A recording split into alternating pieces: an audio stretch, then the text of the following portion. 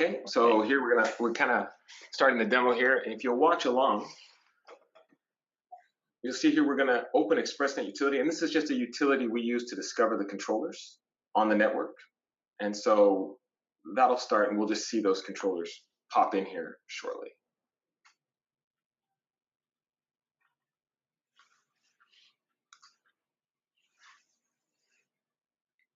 And here we're just authenticating to the controller so that we can discover them.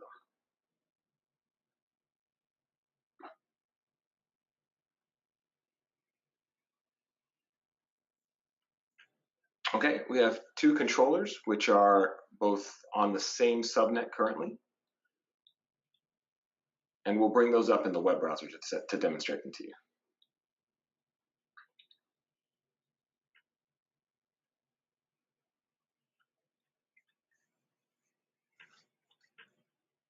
Okay, this is the interface for the router which assigned the DHCP addresses to the controllers.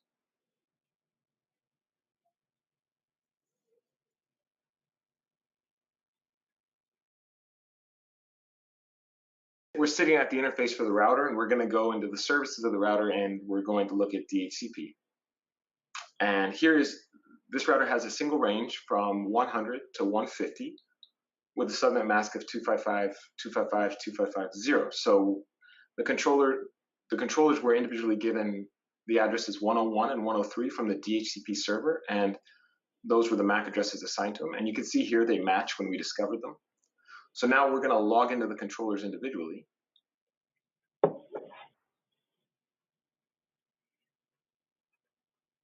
And we'll take a look at the settings there.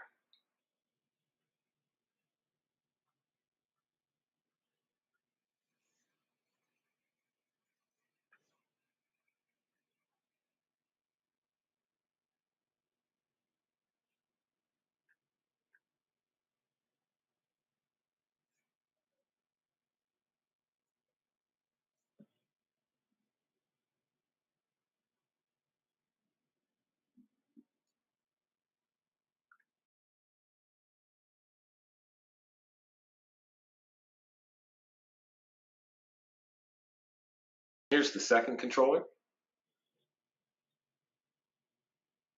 And we'll bring that one up while the first one loads so we can discuss it.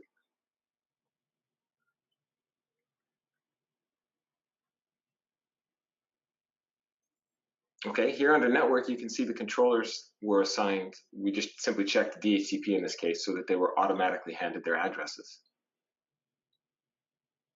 And you can see the MAC address here of the controller and that it was assigned DHCP. So now we're going to reserve an address for one of the controllers because we don't want to leave them this way.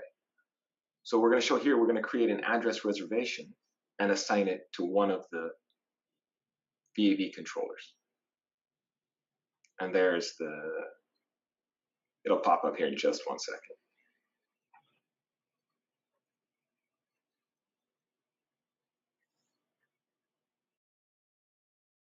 There we go, copied it. And here, under the DHCP server, we'll add our reserved address or our static mapping. There's the MAC address.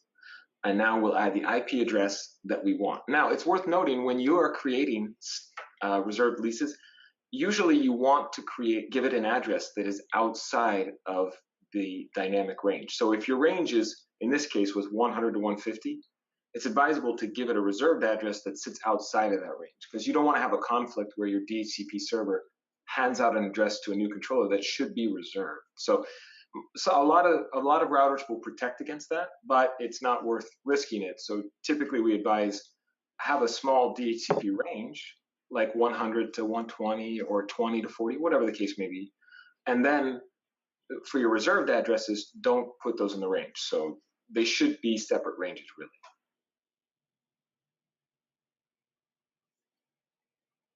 And now we're going to rediscover the devices since we've reserved that DHCP address.